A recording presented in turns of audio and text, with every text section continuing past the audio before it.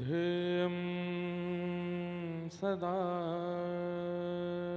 परिभवग्नमविष्टदोहम् तीर्थास्पदं शिवविरञ्चनुतं शरण्यम् भृत्यार्थिहं प्रणतपालभवाब्धिपोतम् वन्दे महापुरुषते चरणारविन्दम्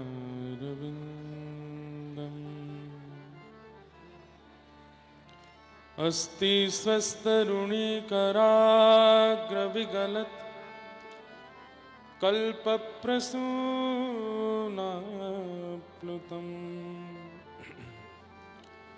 वस्तु प्रस्तुतवेणुनादलहरी निर्वाणनिर्व्याकुलम्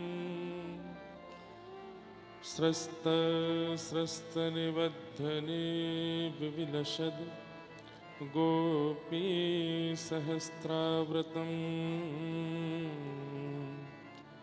हस्तन्यस्तनतापवर्गमखिलोदारं किशोराकृतिः कृष्णत्वदीयपदपङ्कजपञ्जरान्ते अद्यैव मे विशतु मानसराजहंसः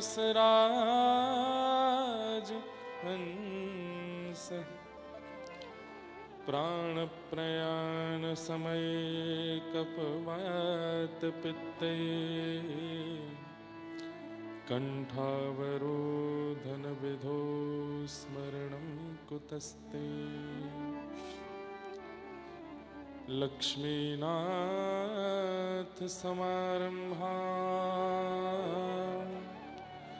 नाथयामुनमध्यमाम्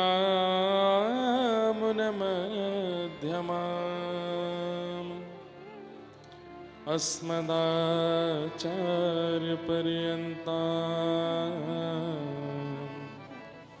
वन्दे गुरुपरम्पराम्। जय जय श्री राधारमण, जय जय नवल किशोर, जय गोपी चित्तचोर प्रभु, जय जय माखन चोर। राधा बोल राधा बोल, वृंदावन की गलियन डोले। राधा बोल, वृंदावन की गलियन डोले। राधा बोल राधा बोल, वृंदावन की गलियन डोले। राधा बोल, सब लोग गाओ। वृंदावन की गलियन। हे राधा बोल श्यामा बोल, हे राधा बोल, श्याम बोल। हाँ राधा बोल श्यामा बोल, राधा बोल, श्याम बोल। ओ वृंदावन की गलियन डोल। वृंदावन की गलियन डोल। हाँ वृंदावन की गलियन डोल। वृंदावन की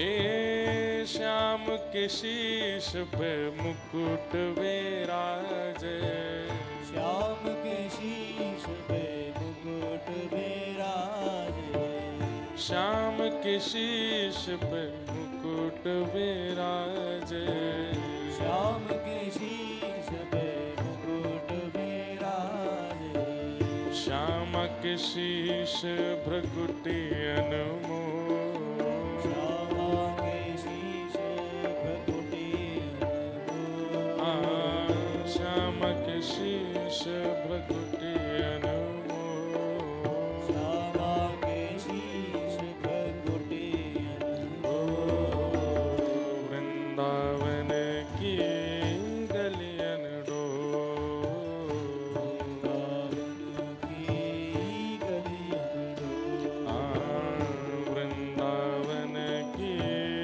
गलियन डोल, वृंदावन की आओ हे राधा बोल, श्यामा बोल,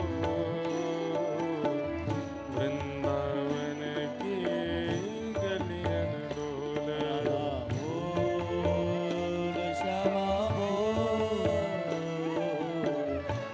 वृंदावन की गलियन हे राधा बोल, श्यामा बोल, हे राधा बोल, श्यामा बोल, हे राधा बोल, श्यामा बोल, हे राधा बोल, श्यामा बोल, ओ वृंदावन की गलियन डोल,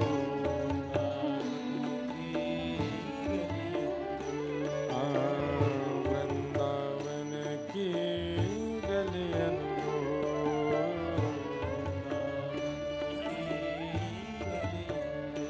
हे श्याम के संग में सखा अति शोभित, श्याम के संग श्याम के संग में सखा अति शोभित, श्याम के संग में हे श्याम के संग सखी करत के लो,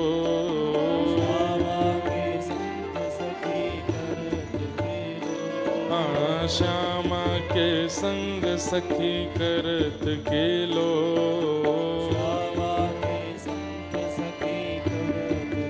ओ वृंदावन की गलियन डोल,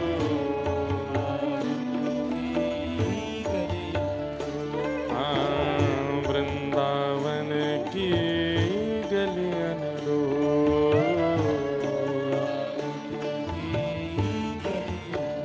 हे राधा बोल, श्यामा बोल,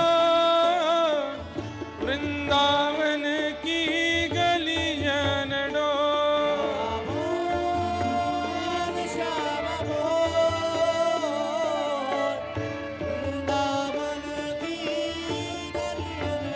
हे राधा बोल, श्यामा बोल, वृंदावन की गलियन डोल,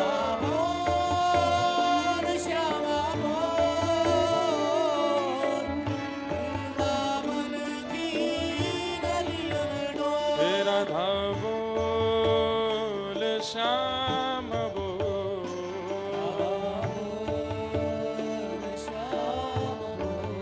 हे राधा बोल, श्यामा बोल,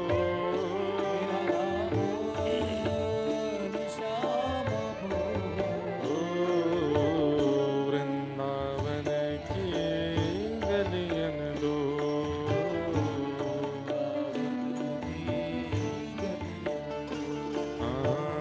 वृंदावन की गलियन डोल, करताल बजा के गाओ, बोलो वृंदावन बिहारी लाल की।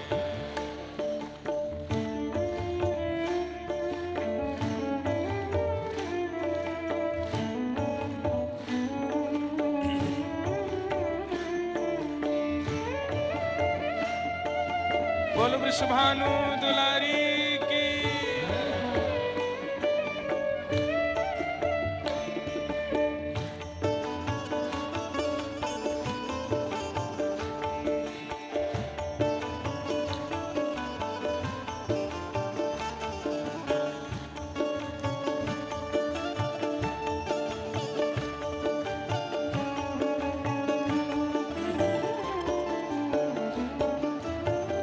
वृंदावन की कुंज गलिन में,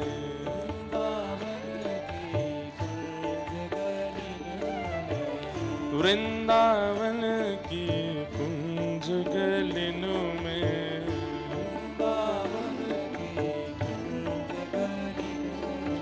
बोल हरि बोल हरि हरि हरि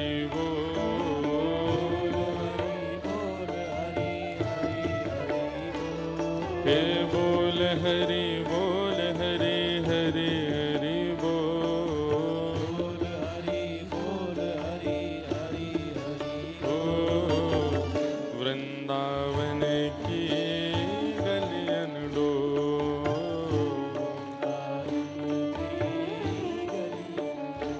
हे बोल हरि बोल हरि हरि हरि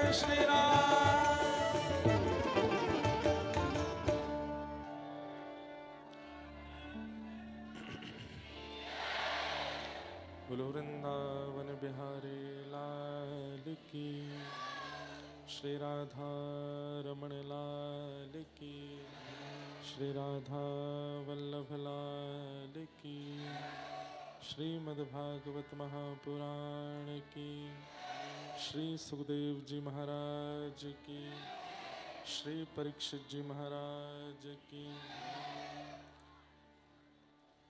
श्री वेदव्यास भगवान की, श्री सूत जी महाराज की, 88,000 सौनकादि ऋषियों की, नैमिषारण्य क्षेत्र की, श्री गोमती मैया की, चक्र तीर्थ की, अनंत बलवंत श्री हनुमानगढ़ी हनुमान जी महाराज की जय, नैमिषनाथ भगवान की, सब संतन की, सब भक्तन की, सब विप्रन की, 84 कोस ब्रजमंडल धाम की, गिरिराज धरण की, श्याम सुंदर श्री यमुने महारानी की जय जय श्री राम। नमः पार्वती पतये हर हर महादेव। द्वारिकाधीश की जय। बोलो होरी के रसिया की जय। परम मंगल में प्रात प्रकलेश्वर, अकारण करुणा वरुणालय, भक्त वांछा कल्पतरु, दलिद्वित विनिंदित पीताम्बरधारी श्री बालकृष्ण लाल की वांगमयी प्रतिमूर्ति, प्यारे राधा गिरधर लाल की शब्दमयी प्रतिमूर्ति श्रीमद् भागवत महापुराण हम आप सबके मध्य में अविराजित हैं, उन्हें बारंबार प्रणाम। व्यास मंच की शोभा को और सुशोभित कर रहे इस सभागृह के अध्यक्ष के रूप में विराजमान श्री खाटू श्याम भगवान को बारंबार प्रणाम। हमारे कथा के प्रमुख आयोजक के रूप में निमित्त मात्र आप सबके लिए यह सुलभ संयोग प्रकट करने वाले हमारे श्री बजरंग दास जी महाराज पूज्य महेंद्र जी को बारंबार प्रणाम।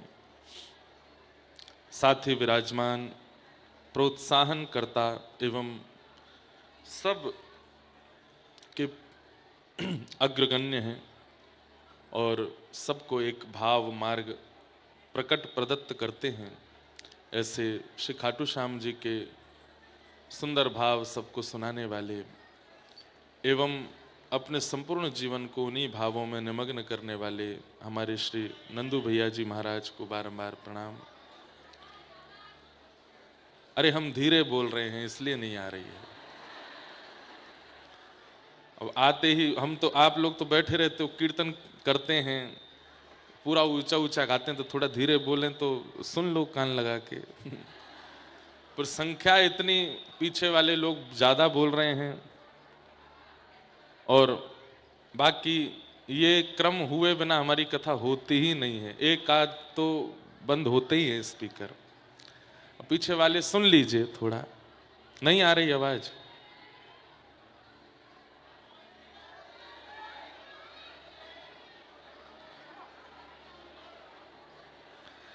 अब भैया बड़ोदरा, उसके बाद कलकत्ता, फिर बरसाना, अब यहाँ सब लोग सुनिए, जैसे भी सुन सकते हैं, प्रयास करो।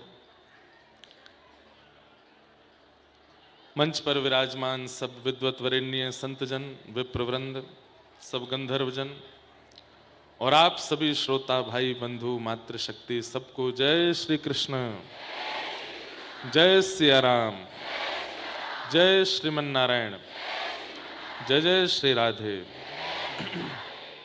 ठाकुर जी की बड़ी कृपा, अनंत बलवंत श्री हनुमान जी महाराज के पावन सन्निधि में, नैमिषारण्य क्षेत्र के इस पावन पुनीत प्रांगण में हम आप सब लोग भागवत भागीरथी का मधुर श्रवण लाभ कर रहे हैं। आज जिसका विश्राम दिवस है, बड़ी कृपा रही ठाकुर जी की। जिस नैमिष क्षेत्र में आने के लिए ठाकुर जी भी लालायित रहते हैं। प्रभु श्री राम ने यहाँ पर अश्वमेध यज्ञ इसलिए किया क्योंकि ठाकुर जी को अनंत यज्ञ करने थे और इतना समय यज्ञ करने के लिए शेष नहीं है। ठाकुर जी को भी अपना एक सीमित समय में लीला विश्राम करनी है। तब ठाकुर जी ने विचार किया क्या करें, हमको इतने सारे यज्ञ करने हैं। वैसे तो कोटि यज्ञ के बारे में लिखा जाता है, पर कोटि यज्ञ का अर्थ कई लोग करोड़ यज्ञ कहते हैं, कई लोग कहते हैं बहुत यज्ञ। कोटि मतलब बहुत शब्द आ गया। पर राघव जी ने मन में विचार किया कि ये कोटि यज्ञ पूर्ण होंगे कहां, कैसे होंगे, समय इतना नहीं है हमारे पास। तब उन्हें ऋषि जनों से पूछा। तब ऋषियों ने कहा कि धराधाम पर एक भूमि है जहां पर एक यज्ञ भी किया जाए तो 1000 यज्ञ के समान फल मिलता है, और वो है नैमिषारण्य। आप वहां यज्ञ कीजिए। तब श्री राघव जी यहां आए और यहां आकर के यज्ञ किया, क्योंकि यहां एक क्रिया का 10,000 गुना फल मिलता है। 10 गुना नहीं, 100 गुना नहीं, 1000 गुना नहीं, 10,000 गुना। इसलिए नैमिषारण्य में आकर के प्रभु श्री राम ने अपना अश्वमेध यज्ञ पूर्ण किया, क्योंकि यहां फल दुगना होकर प्राप्त होता है। ऐसी बद्रीनाथ की भी महत्ता है, पर बद्रीनाथ में महत्ता ऐसी है, बद्रीनाथ में मंत्र जप करो, बद्रीनाथ में नाम जप करो, मंत्र जप करो तो वो लक्ष्य गुना हो जाता है। इसलिए हमारा जो गुरु मंत्र है, हम श्री वैष्णव परंपरा का, वो मंत्र तो प्रकट ही बद्रीनाथ में हुआ है, अष्टाक्षर मंत्र। इसलिए हमारे संप्रदाय में उसको अष्टाक्षरी क्षेत्र भी कहते हैं, क्योंकि वहां एक सहस्त्र कवच नाम का एक राक्षस था जिससे नर नारायण युद्ध कर रहे थे। तो वो नर से जब युद्ध करता था तो नारायण बैठ करके तप करते थे, और जब 1000 वर्ष बाद एक कवच कटता था तो कवच का तेज ऐसा होता था कि नर मूर्छित हो जाते थे, फिर नारायण युद्ध करते थे। फिर नारायण मूर्छित हो जाते तब नर युद्ध करते। तो उस समय उस सहस्त्र कवच को मारने के लिए जो बल आता था वो अष्टाक्षर मंत्र से आता था, जो हमारा गुरु मंत्र है। और वो इतनी मात्रा में होना चाहिए कि इतना बल आ सके, तब भगवान ने बद्रीनाथ ही चुना, क्योंकि वहां पर एक बार बोलने से लक्ष्य गुना फल मिलता है। तो उतनी अवधि होती जाती, और फिर वे सहस्त्र कवच के साथ में युद्ध करते। अब ठाकुर जी हैं, ठाकुर जी तो किसी को पलक झपकते भी मार सकते हैं, लेकिन ये सब लीला हमारे लिए करते हैं ताकि हम स्थान के महत्व को समझें। प्रभु श्री राम अयोध्या में एक यज्ञ करते तो उसका 1000 गुना फल नहीं मिलता, खूब मिलता, लेकिन नैमिषारण्य की महिमा कैसे बढ़ती। इसलिए ठाकुर जी ने इस महिमा को प्रकट करने के लिए, बद्रीनाथ की महिमा को प्रकट करने के लिए सब लीलाएं की। तो ऐसा ये नैमिषारण्य क्षेत्र, हमने कथाएं तो गिनी नहीं, हमारी कितनी हो गई अभी तक जब से हम कथा कर रहे हैं। 2015 20 जुलाई 2015 को पहली बार व्यासपीठ पर बैठे थे, और अब 2026 आया है। तब 17 वर्ष के थे, और 1 महीना बाद 18 वर्ष के हुए थे जब पहली बार मंच पर बैठे। आज तक कथाओं का क्रम चल रहा है, और अब कब तक ठाकुर जी, देखो एक बात याद रखना, जैसे ये माइक है, अब ये सैनाइजर कंपनी का माइक है, इससे बढ़िया वाला जब आ जाएगा तो हम वो खरीदवा के मंच पे लगवा लेंगे। नहीं, हम एक बात बता रहे हैं अपग्रेड जब कुछ चीज होती है तो उसको तुरंत मंगा लेना चाहिए। अभी ठाकुर जी को लग रहा है ये इंद्रेश माइक बढ़िया है, तो इसके मुख से कथाएं बोलते रहो। तो अभी हमारे मुख में बैठ करके, चित्त में बैठ के, बुद्धि में बैठ के ठाकुर जी बोल रहे हैं, पर जब अपग्रेड हो जाएगा, कोई और अच्छा वक्ता ठाकुर जी को लगेगा, जिसकी वाणी से अनेक लोग लाभान्वित हो रहे हैं, अनेक लोग आनंदित हो रहे हैं, अनेक लोगों के जीवन में भक्ति भाव प्रकट हो रहा है, ठाकुर जी माइक बदल लेंगे, फिर दूसरा माइक बोलेंगे। तो फिर पुराने माइक का क्या होता है? बोले सबसे बढ़िया वाला माइक व्यास जी रखते हैं, फिर जो माइक पुराना हो जाता है वो फिर संगी साथियों को दे दिया जाता है, भाई तुम भी इस पे बोल लो, तुम भी इस पे बोलो, तुम अब इस पे इसका इस्तेमाल तुम कर लो, बढ़िया वाला माइक व्यास जी रखेंगे। ठीक वैसे ही इस भारतवर्ष में स्वामी विवेकानंद से भी पूर्व से वक्ताओं की गणना चली आई है, पर एक ही वक्ता रहे ना, कुछ अवधि रहती है, उस अवधि में उस वक्ता को सुनने की महत्वता लगती है। फिर उसके बाद कोई वक्ता आते हैं तो उनकी बातें ज्यादा लोगों को प्रभावित करने लगती हैं। इसका मतलब क्या? वही बात वो भी कह रहे थे, लेकिन उनकी बात से प्रभाव क्यों हो रहा है? बोले क्योंकि उनके चित्त में अब ठाकुर जी बैठ के उनके मुख से बोल रहे हैं, ठाकुर जी ने माइक बदला है, कुछ समय बाद फिर कोई और, कुछ समय बाद फिर कोई और, ऐसे ठाकुर जी सुंदर सुंदर माइक रूपी वक्ताओं को परिवर्तित करते रहते हैं अपने जीवन में। तो गिना तो नहीं हमने कितनी कथा हो गई, लेकिन नैमिषारण्य में कथा करके जितनी कथाएं हुई वो तो, और अब यहाँ 10,000 कथाएं और हो गई। ये कथा करके 10,000 कथाओं का एक वो तो हो ही गया। तो अब हमसे कोई पूछे कितनी कथा कर ली आपने 10 साल में, हमने कि 10,000 से ऊपर चल रही है। हम भी कह सकते हैं, जबकि 10,000 कथा करने के लिए 100 वर्ष का जीवन भी कम पड़ेगा। हमारे पूज्य पिताजी महाराज भारत के एकमात्र ऐसे वक्ता हैं, होंगे और भी, पर हमारी दृष्टि में तो हमारे गुरुदेव हैं, जिन्होंने श्रीमद् भागवत के 1600 से अधिक कथाएं की हैं। इतनी कथाएं पिताजी ने की हैं, और वो भी क्या कहें उसको, ईमानदारी से। ईमानदारी से मतलब 3.5-4 घंटा, तो मतलब 3.5-4 घंटे, एक एक प्रसंग, तो मतलब एक एक प्रसंग। हम तो ऊधमी बालक हैं, कई बार कई प्रसंगों को जल्दीबाजी में छोड़ देते हैं, पर पिताजी महाराज नहीं छोड़ते, एक एक प्रसंग सुनाते हैं, एक एक प्रसंग कहते हैं। हमारे पूज्य मलुक पीठ वाले महाराज जी कहते हैं, बोले ठाकुर जी की ऐसी कला है, वो कथा 7 दिन में करते हैं, 4 घंटे में करते हैं, सारे प्रसंग बोल देते हैं, भजन भी गा लेते हैं, कीर्तन भी कर देते हैं, और कथा पूरी भी हो जाती है। बोले हम 4 घंटे भी हमको कम लगते हैं कि भाई इसमें कैसे करें, ये भाव कैसे सुनाएं, ये कैसे कहें। पिताजी कीर्तन भी कर देते हैं, कथा भी सुना देते हैं, दृष्टांत भी बोल देते हैं, और कथा भी पूरी हो जाती है, और उतने ही समय में हो जाती है। पता नहीं कैसे, ये उनकी एक अद्भुत कृपा है ठाकुर जी की। तो मतलब ईमानदारी से, और उसमें से ये 1600 से ऊपर चल रही है अभी कथा। 1600 इतनी कथाओं में से लगभग 1200 कथाएं तो वो हुई हैं जो सुबह 9 से 12 और दोपहर में 3 से 6 हुई हैं, मतलब सुबह दोपहर 2 सत्र की। ये तो पिछले 5-10 सालों में अब एक समय की कथा होती है, नहीं तो उससे पहले हम लोग छोटे छोटे थे तब 2 सत्र की कथा होती थी, सुबह और शाम। हमें याद है पूज्य पिताजी महाराज की कात्यायनी में कथा हुई थी, वृंदावन कात्यायनी मंदिर में। श्रोता देखिए, आजकल भीड़ होती है, ठीक है, अच्छी बात है, पर श्रोता उस समय होते थे। वृंदावन में कर्फ्यू लगता था उस समय, 9 से 12 सारी दुकानें बंद, पूरे वृंदावन में ऐसा लगता था कौन है यहाँ, कहां गई पूरी दुनिया? बोले सब कथा सुनने गए, कात्यायनी में कथा चल रही है। 12 बजे लोग बाग वहां से छूटते, दुकानदार अपनी दुकान खोलते, प्रसाद आदि पाते, थोड़ी देर के लिए चहल पहल रहती, 3:30 बजे फिर वृंदावन बंद पूरा। सब कहां गए? बोले कात्यायनी कथा सुनने गए। 3:30 से, और ऐसी अद्भुत कथा, वो एकमात्र ऐसी कथा है जिसकी लिखित में कम से कम 5 लाख से अधिक कैसेटें बिकी हैं लिखित में। वो ऐसी कथा हुई पिताजी की, इतने लोगों ने श्रवण करी। अब तो पायरेसी फिर होने लगी, फिर उसके बाद ये सोशल मीडिया आ गया। ऐसी अद्भुत कथा पूज्य गुरुदेव भगवान की। कभी हमारे युवा भाइयों को कभी मन हो ना, पूज्य पिताजी महाराज की श्री वृंदावन कात्यायनी पीठ की कथा सुनिएगा।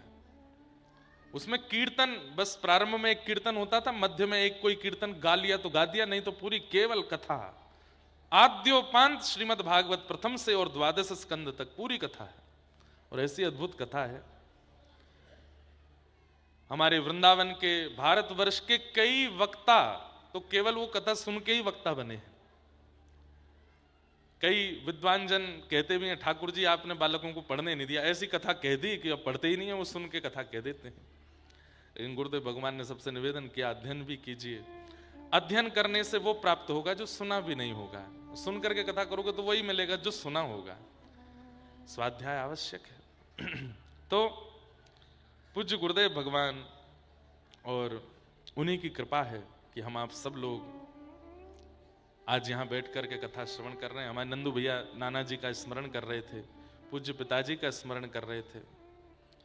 एक प्रसंग आता है महाभारत में कि जब अर्जुन बाण छोड़ते थे तो कर्ण का रथ 10 हाथ पीछे जाता था, और जब कर्ण बाण चलाता था अर्जुन के रथ पर तो अर्जुन का रथ 1 इंच पीछे खिसकता था। तो इस बात पर ठाकुर जी खूब जोर से ताली बजाते, वाह वाह भैया, कर्ण के बल को मान गया। तो अर्जुन फिर से बाण चढ़ा करके 10 हाथ पीछे और खिसकाता। ठाकुर जी कहते हाँ अच्छा है, लेकिन जब कर्ण चलाता फिर 1 इंच पीछे खिसकता तो ठाकुर जी ज्यादा बड़ाई करते। तो अर्जुन कहता मैं 10 हाथ पीछे खिसकाता हूं, आप कुछ नहीं बोलते, वो जरा सा खिसकाता है, आप इतनी बड़ाई करते हो। ठाकुर जी बोले समय आने पर उत्तर देंगे।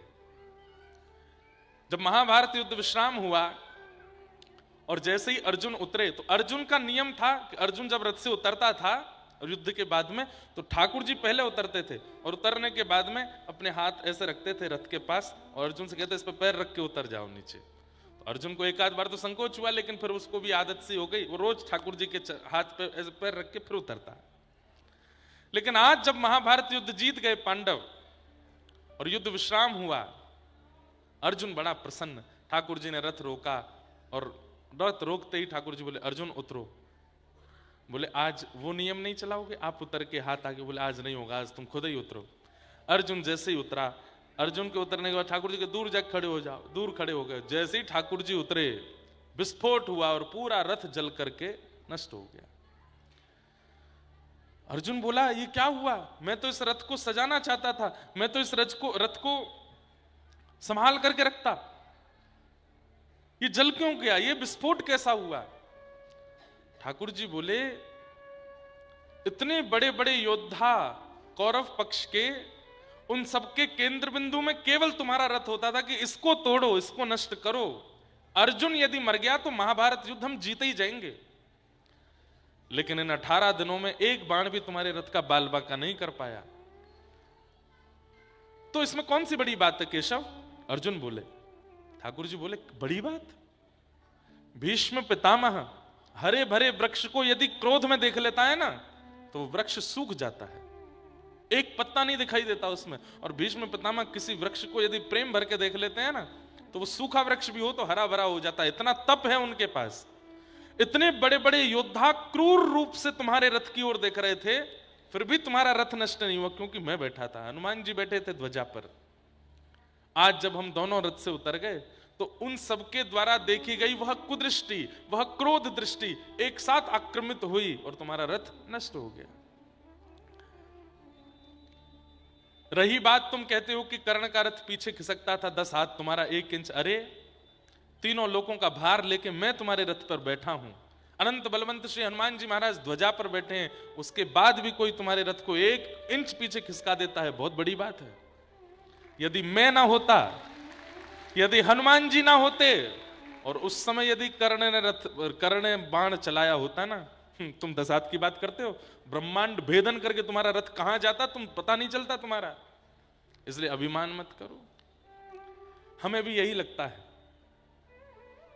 आप सब लोगों का स्नेह देख करके, इतनी संख्या में लोग आते हैं, युवा इतना प्रेम देते हैं, इतना सब लोग स्नेह देते हैं, ये सब देख करके एक सूक्ष्म अभिमान चारों तरफ घूमता रहता है। लेकिन तभी नेत्र बंद करके स्मृति होती है हमारे कृष्ण तुल्य पूज्य पिताजी महाराज की और हनुमान जी तुल्य हमारे पूज्य नाना जी की। ये दो हैं, इसलिए सब चल रहा है, इसलिए सब हो रहा है। हे अर्जुन, तू अभिमान मत करना। अरे लोगों की इतनी, अब बताने वाली बात नहीं, पर बता देते हैं। तंत्र मंत्र ना जाने क्या क्या लोग करते हैं और कितना करते हैं, आप सोच नहीं सकते। ये कोई मंच से बताने वाली बात नहीं है, लेकिन हमारे परिकर के परिवार के लोग जानते हैं लोग क्या क्या नहीं करते। एक व्यक्ति ने एक ज्योतिषी तो नहीं, ज्योतिषाचार्य तो सब मंगल में होते हैं, किसी ऐसे ही विद्या वाले को 15 लाख रुपया कर दिए, बोले इनको महाराज जी को कुछ करवाओ।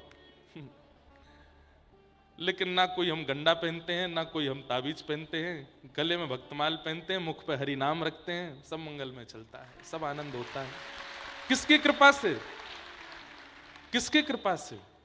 गुरु गोविंद की कृपा से, गुरुदेव की कृपा से। इतना सब कुछ लोग षड्यंत्र भी क्यों? प्रेम करने वाले अगर 10,000 हैं तो हो ही नहीं सकता कि अप्रेम करने वाले 100 ना हों। और यदि 10,000 प्रेम करने वाले हैं और कोई अप्रेम करने वाला नहीं है, तो शायद आप सपना देख रहे हो, वास्तविकता नहीं हो सकती। वास्तविकता में तो आपसे बैर करने वाले बहुत लोग होते हैं, आपका हित ना चाहने वाले अनेक लोग होते हैं। पर वही बात है, ये जीवन है, ये संसार है। जब तक ठाकुर जी सेवा करा रहे हैं, हमें खूब सेवा करनी चाहिए, आपको भाव से श्रवण करना चाहिए, अहम शून्य हो करके, अहम चित्त में नहीं आना चाहिए। हमने परसों की कथा में बताया, पूतना को क्यों नहीं देखा भगवान ने? क्योंकि वो जो है वैसी नहीं गई, बदल के गई। हम क्यों परिवर्तित कर लेते हैं अपने आप को? नहीं बदलना है, ठाकुर जी की सन्निधि में रहिए। सीताराम सीताराम सीताराम कहिए, जाही विधि राखे राम ताही विधि रहिए। जिस दिन अविश्वास हो गया अपने ठाकुर जी पर, जिस दिन अविश्वास हो गया अपनी वाणी पर, जिस दिन अविश्वास हो गया अपने गुरु पर, और जिस दिन अविश्वास हुआ इस व्यासपीठ पर, ये जितनी नकारात्मक ऊर्जाएं लोग प्रयोग करते हैं सब आ जाएंगी जीवन में। और जब तक विश्वास रहेगा, कोई इस बाल बांका नहीं कर सकता, आपका कोई स्पर्श नहीं कर सकता। भरोसा बहुत बड़ी चीज है, इसलिए विश्वास ठाकुर जी के नाम पर, गुरु कृपा पर भरोसा रखिए, अभिमान कभी मत कीजिए, अहम शून्य रहिए। आज कथा का विश्राम दिवस है। कल तो हमारे साथ खेला हो गया बड़ा तगड़ा। कल हम एक कार्यक्रम में सम्मिलित होने के लिए कानपुर के पास में गए थे। हमको लगा यहाँ से 2 घंटे का रास्ता है। कथा पूरी करके सीधे गाड़ी में बैठे, यहाँ से निकले। हमने कहा सुबह से कुछ पाते तो है नहीं, कथा के बाद ही पाते हैं। हमने हमारे जो रसोईया बाबा हैं उनसे कह दिया था कि भोजन प्रसाद रख देना। गाड़ी में बैठते ही नैमिषारण्य निकलती, हमने कही भाई लगाओ थाली, कुछ पा लें। क्या बना है आज? सब लोग बोले आज तो राजमा की बढ़िया वो बनी है, राजमा बना है, पनीर की सब्जी बनी है महाराज जी, चटनी बनी है बहुत जोरदार। इतना बताने के बाद पीछे से फिर कोई आवाज नहीं आई। मैंने कहा क्या हो गया? बोले केवल राजमा पनीर चटनी है, रोटी और चावल नहीं है। मैंने कहा भैया मैं रात से भूखा हूं, अब क्या करें? अद्भुत कल खेला हुआ हमारे साथ। राजमा चुगते हुए गए, पनीर उड़ाते हुए गए रास्ते में।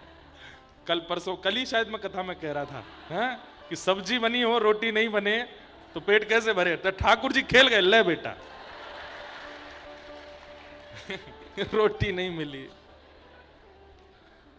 अब जहां पहुंचे थे, हमारे कानपुर के पास में शंकर जी के बड़े अच्छे साधक हैं, करौली सरकार, उनसे मिले। अब वहां जाके मैं कैसे बोलूं कि मुझे भूख लगी है? बैठे रहे थोड़ी देर, कुछ वो देवी आराधन कर रहे थे तो वहां बैठ के थोड़ी देर बैठे रहे। फिर उसके बाद वो सब भ्रमण कराने लगे। मन में तो आवे भोजनालय कहाँ है?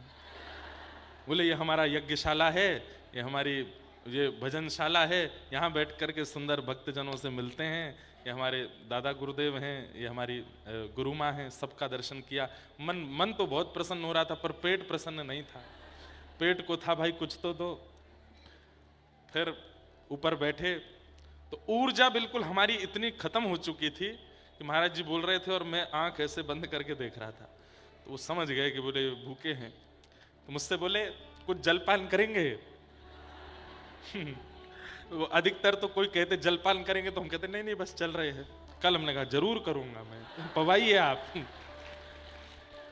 अच्छा, फिर संघ वाले हमारे ये सब 2-2 रोटी वाले।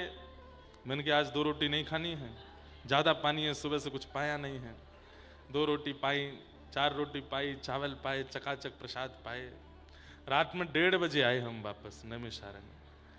और महाराज जब यहाँ पहुँचे हैं, बस ये था कि कोई सुला दो अब हमको। कल एक समय की भोजन हुआ, पता नहीं कैसा ठाकुर जी ने आनंद किया कल। तो ऐसे खेलते हैं ठाकुर जी कभी कभी, अद्भुत सुख है, अद्भुत आनंद है। आज कथा का विश्राम दिवस, आइए हम लोग कथा सत्र में प्रवेश करें। सीताराम सीताराम सीताराम कहिए। कभी कभी ठाकुर जी पनीर राजमा पर भी रखेंगे, तो उसी पे ही रह लीजिए। तो कल हम लोग श्रवण कर रहे थे कि वृंदावन के सुंदर पावन यमुना पुलिन पर श्री प्रिया प्रियतम और सर्वांगीण गोपियों ने रास विहार किया। रस और रास की सुंदर महिमा आप सब लोग कल सुन ही रहे थे। आज हम क्रम थोड़ा जल्दी पूर्ण की ओर ले चलेंगे ताकि कथा समय से विश्राम हो सके। कल से वृंदावन में अद्भुत होली महोत्सव है। श्री प्यारे राधा गिरधर लाल जी का होली उत्सव और श्रीमद् भागवत की कथा दोपहर 2 बजे से फोगला आश्रम वृंदावन में रहेगी। सब लोग, जो लोग भी यहाँ से आना चाहें वहाँ आ जाइएगा। वैसे भी वहाँ बहुत भीड़ है ही, फिर भी आप लोग आ सको तो आना। रंग गुलाल कुछ भी लेकर के मत आइएगा। हमने वहाँ स्ट्रिक्टली सबको कहा है कि बाहर से कोई भी रंग गुलाल कथा में नहीं लावे। कथा विश्राम हुआ करेगी 5 साढ़े 5 बजे, उसके बाद श्री गिरधर लाल जी रंग डाला करेंगे सब पे। आप रंग मत डालो, आप तो कोरे बन के आओ, ठाकुर जी को रंग डारन दो।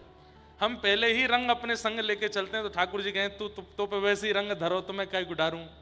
लेकिन आप तो कोरे बन करके आओ, श्वेत वस्त्र पहन करके आओ और ऐसे बन के आओ कि ठाकुर जी रंग डारें और आप गा सको, मेरी चुनरी में पड़ गयो दागरी ऐसो चटक रंग डारो, श्याम मेरी चुनरी में पड़ गयो दागरी ऐसो चटक रंग। एक बात कहें, वृंदावन की होली के रंगों के दाग जब जीवन में पड़ते हैं ना, वस्त्रों पर पड़ते हैं ना, उन दागों को गिनिएगा और उन दागों को गिनने के बाद में आप प्रसन्न हो जाइएगा। क्यों? अब जीवन में जो दाग लगाने वाले लोग हैं ना, वो दाग नहीं लगा पाएंगे, क्योंकि उसकी भरपाई ठाकुर जी ने कर दी है। हम सबके जीवन में निश्चित है कब अपमान का अनुभव करना है, कब सम्मान का अनुभव करना है, कब अपयश देखना है, कब किसी व्यक्ति के द्वारा कलंक लगना है, किसी के द्वारा हमारी कुछ गलत हमारे जीवन में होना, सब निश्चित है। लेकिन जब हम ठाकुर जी के सन्मुख जाके उनकी पिचकारी को रंग, उनके पिचकारी को भाव अपने ऊपर ले लेते हैं ना, तो फिर जीवन में आने वाले जो दाग हैं वो सब खत्म हो जाते हैं, वहीं भरपाई हो जाती है उसकी। ठाकुर जी ने लगा दियो, अब कोई मानव नहीं लगा पाएगा आपके ऊपर। इसलिए वृंदावन की होली विचित्र है, वृंदावन की होली अद्भुत है। पर ये आपके होली वाले दिन से 3-4 दिन पहले से जो कई उपद्रव होने लगते हैं, हम आपको लिखित में दे सकते हैं। वो ब्रजवासी नहीं है, ब्रजवासी उपद्रव नहीं करते। बाहर के लोग जो आते हैं कई आसपास के क्षेत्रों के, वे उपद्रव करते हैं। जबरदस्ती पकड़ के रंग डालेंगे, किसी के वस्त्र फाड़ देंगे, किसी के ऊपर डाल देंगे, माताएं बहनों के साथ में उटपटांग स्थिति। इतना भयंकर पाप लगेगा कि ठाकुर जी जीवन में क्षमा नहीं करेंगे। ये वृंदावन की होली है, आपके गांव देहात या फिर आपके शहर की होली नहीं है। वहां जाकर के वो उपद्रव मत कीजिए जो आप अपने शहर और घरों में करते हैं।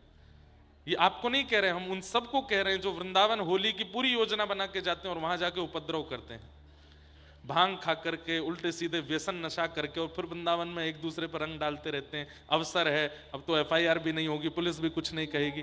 बहुत पुलिस FIR नहीं लिखेगी, यमराज जी FIR लिखेंगे।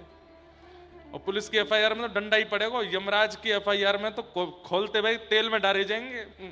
अरे वृंदावन जाके ऐसे ऐसे करते हो? वृंदावन में तो कोरे जाइए, कुछ मत लेके जाइए। और मंदिर में जो श्री बिहारी जी, राधा वल्लभ जी, राधा रमन जी, मदन मोहन जी, वो जो रंग डाले उसको अपने ऊपर धारण कीजिए, उसको अपने ऊपर स्वीकार कीजिए। अपने गुरु घर जाइए, संतों के यहाँ, आश्रमों में या फिर कहीं कथा वक्ताओं के यहाँ हो रही हो वहां जाइए, वहां जाकर के आनंद कीजिए। अरे वो संसारी विषय करने के लिए वृंदावन की होली नहीं है, व्रज की होली नहीं है।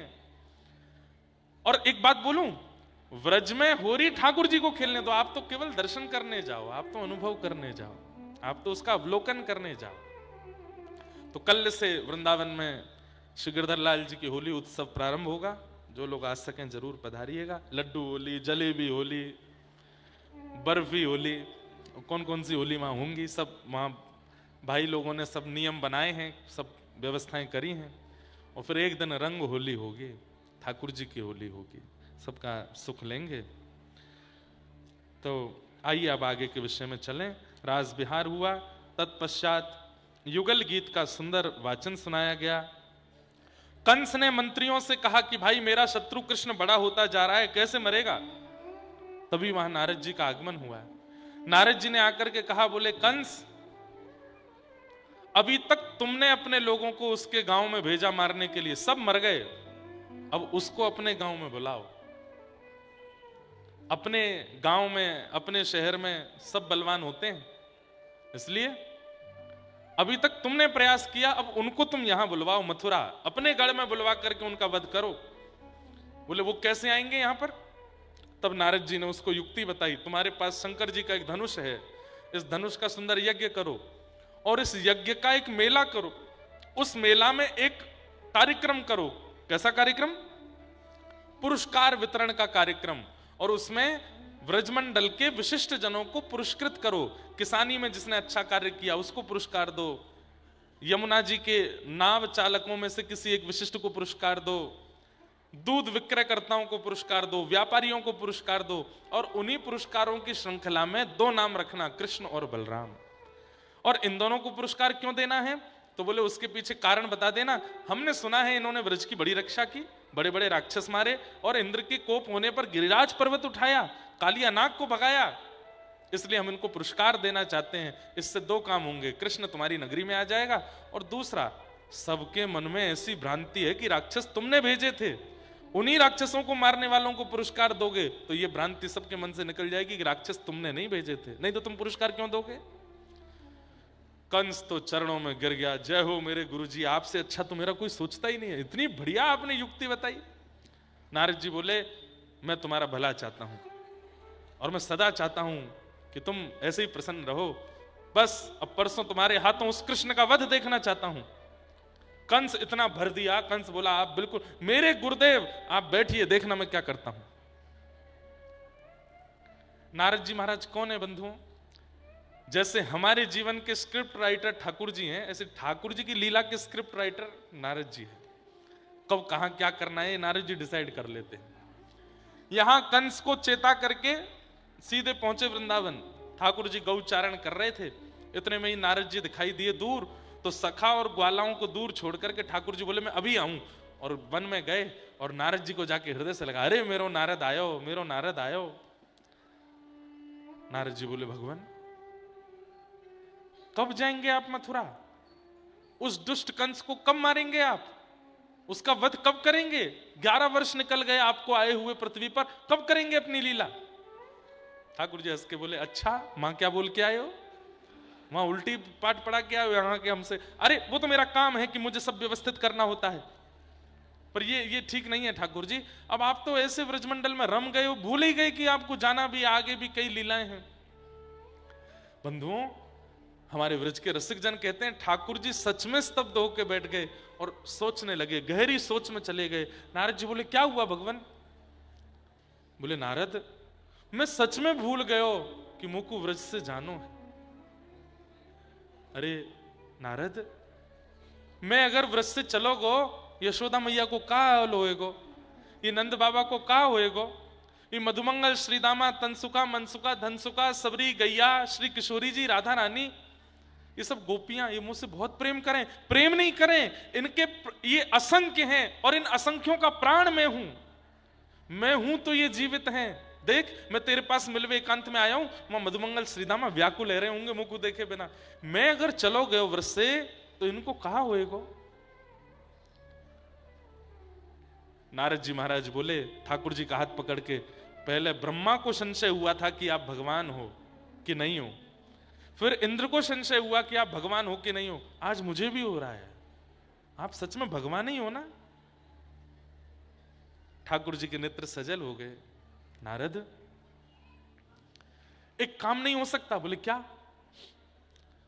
तुम शंकर जी और ब्रह्मा जी से बात करके ये कह लो कि मेरी जो पदवी है, परब्रह्म की जो पदवी है, उसको कोई और संभाल ले, मैं सदा के लिए व्रज में ही रह जाऊं, ऐसा हो नहीं सकता क्या? मुझे यहां से नहीं जाना। मुझे इतना प्रेम करते हैं सब ब्रजवासी कि पहली बार परब्रह्म होकर के मुझे मोह का अनुभव हो रहा है। मैं इन ब्रजवासियों को छोड़ नहीं पा रहा हूं। सोचिए बंधु, यहां 4 वेदों का अनुष्ठान चल रहा है, पुराणों का वाचन नैमिषारण्य में होता है, सब जगह केवल एक ही बात कही जाती है, सब लोग इधर देखिए, इधर देखिए, होने दीजिए जो हो रहा है, 1 आध घंटे की बात है बस, ध्यान से सुनो। और सब जगह क्या है? सब जगह एक ही बात कही जाती, चाहे वेद हो, पुराण हो, मानस जी हो, सब जगह एक ही बात है कि संसार से मोह मत करो। मीराबाई कहती हैं, यह संसार सकल जग झूठा, झूठा कुल रानाता। यह गाइए, सच्चाई है। सकल जग झूठा, झूठा कुल रानाता। ओ यह संसार सकल जग झूठा, झूठा कुल रानाता। यह संसार सकल जग झूठा, झूठा कुल रानाता। तो फिर कौन है हमारा? मीरा के प्रभु गिरधर नागर, मीरा के प्रभु, मीरा के प्रभु नटवर नागर। मीरा के प्रभु गिरधर नागर। हरि चरणा चितराचि गिरधर, जन्म मरण रासाथी। गिरधर जन्म मरण रासाथी। गिरधर जन्म मरण रासाथी। गिरधर जन्म मरण इस वर्ष 28, 29 नहीं 29, 30, 31 दिसंबर बंबई में मीरा चरित्र कहेंगे। जो बंबई के आसपास के वहां आ जाइएगा, बहुत सुंदर है। मीराबाई का चरित्र बहुत बहुत प्यारा है। आहा गिरधर जन्म मरण रात साथी, मैं याने नाय बिसरूं दिन राती। हो याए नाय बिसरूं मैं दिन राती। हो याए बिसरूं मैं दिन राती। गिरधर जन्म मरण रासाथी। गिरधर जन्म सब कहते हैं, सब गाते हैं, सब यही समझाते हैं कि संसार में कोई अपना नहीं है, मोह मत करो। और ये सब किससे प्रेरणा लेकर के बोल रहे हैं? ठाकुर जी से। आज वही ठाकुर जी नारद जी से कह रहे हैं, मैं इन ब्रजवासी को छोड़ नहीं पाऊंगा। अरे मधुमंगल मेरे बिना पानी ना पीवे, श्रीदामा मोह देखे बिना भोजन ना करे, यशोदा मैया मोह देखे बिना दिन नहीं चालू होवे वाको, मैं चलोगे तो ये कैसे रहेंगे? नारद जी कह रहे हैं, आप सच में भगवान ही हो ना? ये मोह आपको कैसे हो गया? ये आसक्ति आपको कैसे हो गई? ठाकुर जी बोले, नारद इन ब्रजवासियों के प्रेम बंधन में बंध गया हूं मैं नहीं खुल पा रहा हूं इससे। तुम कोई और योजना बना लो, मैं परब्रह्म पदवी का त्याग कर देता हूं। अरे कोई पदवी नहीं है आपकी। नारद जी चिल्लाने लगे, डांटने लगे ठाकुर जी को, पदवी नहीं है आपकी, आपका निर्माण नहीं किया किसने, आपसे सब चलता है, आपसे सब निर्माण हुआ है। आपकी पदवी में कोई और कैसे कैसे बैठ जाएगा? आप परब्रह्म हैं, परमात्मा हैं, सब ब्रह्म हैं, आप परब्रह्म हैं, आप आदि ब्रह्म हैं। क्यों भूल रहे हैं इस बात को? ठाकुर जी कान पे हाथ धर के बोले, मुझे मत बताओ कि मैं परब्रह्म हूं, आदि, मुझे अच्छा नहीं लग रहा ये सुनना।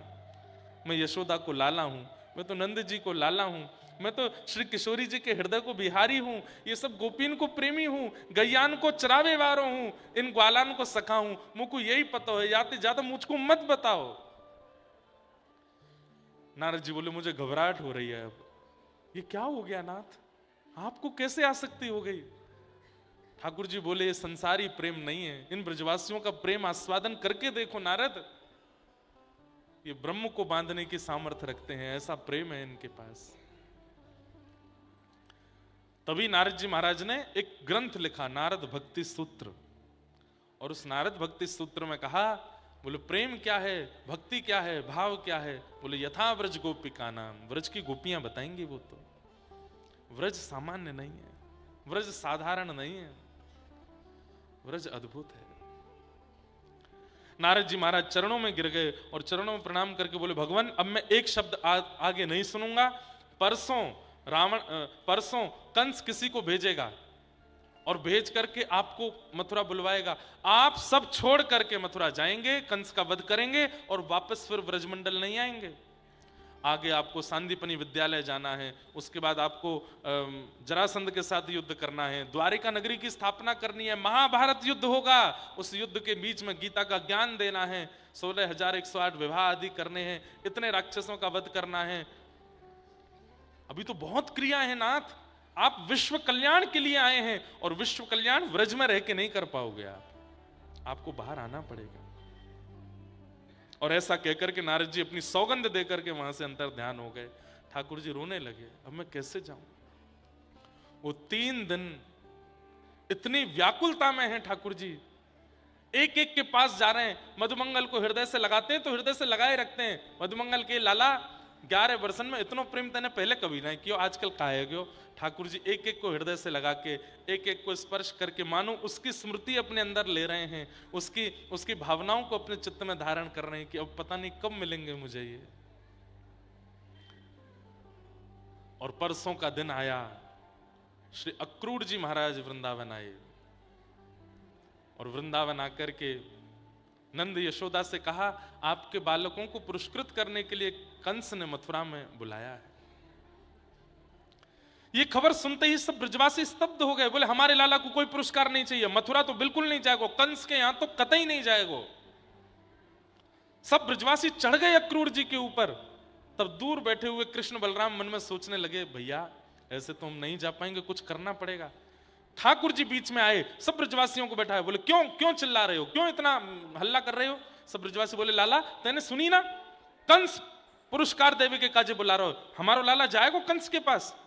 ठाकुर जी कमर पे हाथ धर के बोले क्यों नहीं जाएंगे हम, अभी तुम्हारे बालक को पुरस्कार देना हो तो तुरंत भेज देते, लेकिन मोहे पुरस्कार मिलेगा तो सबरे मना कर रहे हो।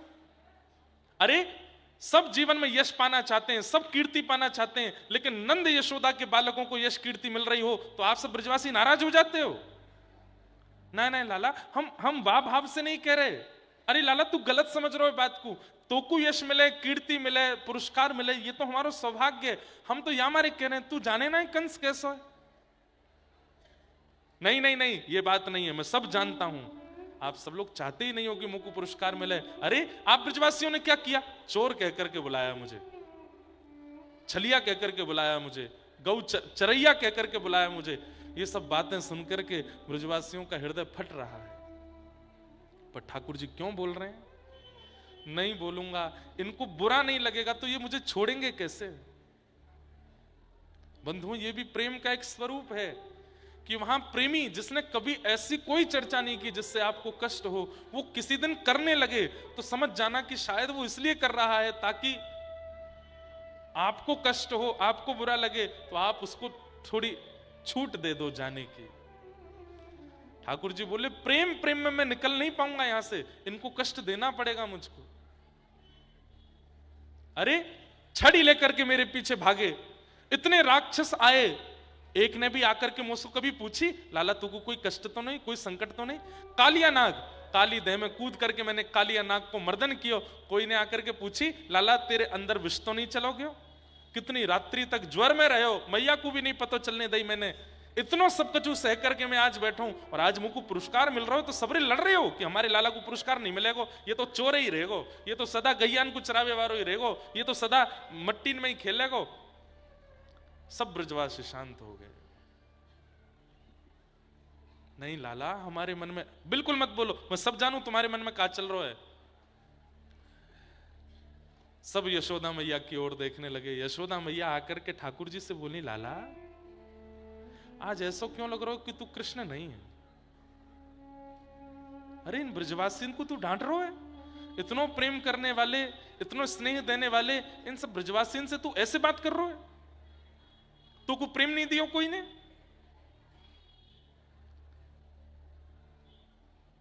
ठीक है, मैं राजी हूं, मेरो लाला जाएगो मथुरा जाके पुरस्कार लेगो, और आप सब लोग भी राजी रहो। देखो भैया, लाला आप छोटो नहीं, बड़ो हेरो है, वाकई भी इच्छा है। अब मैया जब राजी हो रही है तो ठाकुर जी रो रहे हैं, क्योंकि वो चाहते तो थे नहीं ना कि ये राजी हों, पर राजी हो गई मैया। यशोदा मैया मुखमंडल पर प्रसन्नता है, ठाकुर जी के वस्त्र लगा रही हैं। लाला सुबह स्नान करके जेवारे वस्त्र पहन लियो, और मां मथुरा में कोई तो सारे मत बोल दियो, नहीं तो बहुत पिटेगो। मथुरा बड़ी नगरी है, वो गोकुल ना है, वृंदावन ना है लाला, और मां भूख लगेगो, का खाएगो? मैया मैं कर लूंगा व्यवस्था। नहीं, दाऊ तेरे संग जाएगो, और तू कहेगो एक आध सखा तेरे संग जाएंगे, और मैं ध्यान रखियो। और लाला सुन, रात में तू मेरे बिना तो सोवे ना है, नींद कैसे आवेगी? रात भर मेरो पेट पकड़ के सोवे, बाबा जबरदस्ती कभी ले जा मैं अपने पास तो रात में रोने लगे, बोले बाबा तुम्हारो पेट बढ़िया ना लगे, मैं तो मैया के पास जाऊंगा। लाला कैसे सोएगो? ठाकुर जी बोले मैया मैं ना जा रहा हूं। बोले नहीं नहीं नहीं लाला तू जा। सुन मैं एक बात, दाऊ इतकुआ। दाऊ दादा आए, मैया ने अपनी चुनरी दी दाऊ दादा को, बोले रात में या को ओढ़ के सोयो करियो, सो लाला को यूं लगेगी कि मैया मेरे पास है, सो तो लिपट के सो जाएगा। दाऊ दादा बोले मैया तू इतनी व्यवस्था क्यों दे रही, परसों आ जाएंगे हम, एक रात की बात है मैया।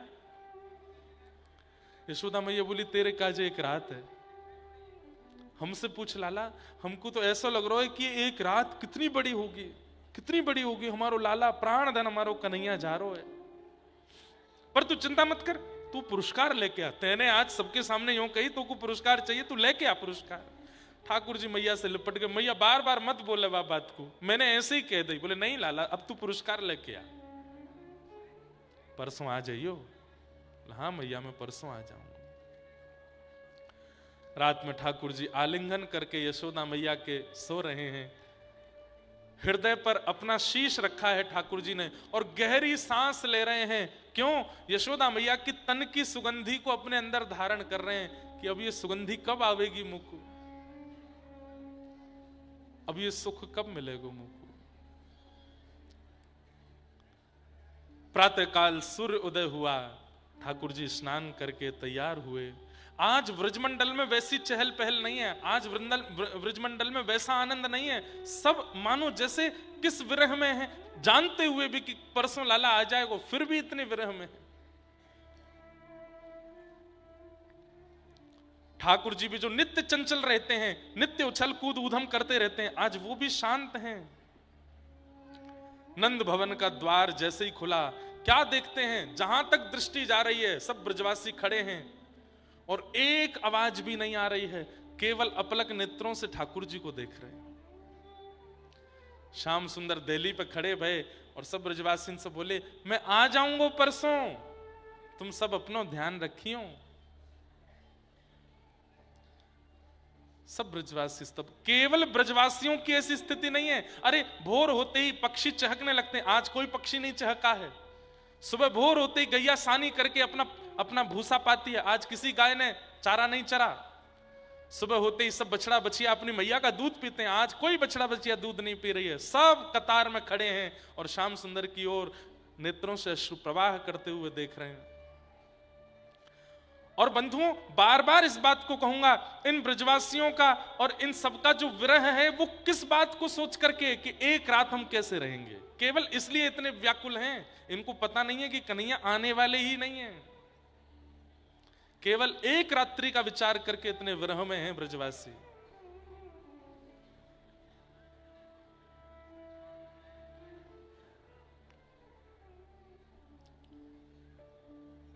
ठाकुर जी सब ब्रजवासियों से मिलते हुए जैसे ही रथ के पास पहुंचे, किशोरी जी वहीं खड़ी हैं। बंधुओं, ये सब प्रसंग हमारे व्रज के साहित्य में है, ज्यादा विस्तृत भागवत में नहीं है। ठाकुर जी किशोरी जी से कहते हैं, हे श्यामाजू आप तो सब जानते हो, आप तो सब अनुभव है कि मेरा जाना आवश्यक क्यों है, आगे की लीला संपादित करनी है, कृपा करके मुझे आज्ञा दो। श्री राधा रानी कहती हैं, कन्हैया, कोई व्यक्ति अगर अच्छे कार्य के लिए जा रहा हो तो उसको टोकना नहीं चाहिए,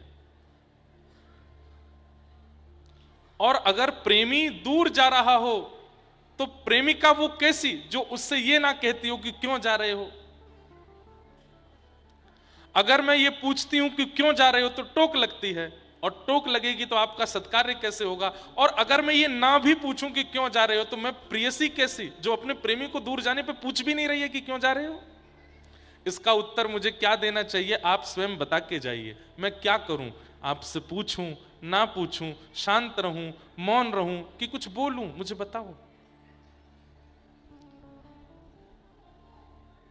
अगर मैं पूछती हूं तो टोक लगती है, और नहीं पूछती हूं तो मैं प्रेयसी कैसी जो प्रेमी के दूर जाने पे एक शब्द भी नहीं बोल रही है।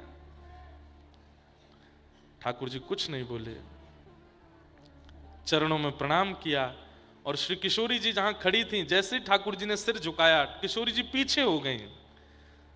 ठाकुर जी घबरा गए, और किशोरी जी की बस वो चरण रज को लेकर के ठाकुर जी ने अपने पास रख लिया, माथे पे लगाया। नेत्र लाल पड़े हैं श्याम सुंदर के, नेत्रों से अश्रु प्रवाह पी रहे हैं। बंधुओं, मैं कभी कभी एक बात कहा करता हूं कि ब्रजवासी विरह में हैं, पर ब्रजवासी रो तो लेते हैं, ब्रजवासी बोल तो देते हैं। हमारी श्रीमती राधा रानी वो विरह में है, पर कभी कभी गोपियों के बीच बैठकर के अपनी चर्चा कर तो लेती हैं, रो तो लेती हैं। पर श्याम सुंदर वो जब से मथुरा गए हैं, जितना विरह होता है, जितना रोना आता है, एकांत में रहते हैं, किसी के सामने रोते नहीं, और कोई देख भी ले तो तुरंत हंसने लगते हैं, मुस्कुराने लगते हैं।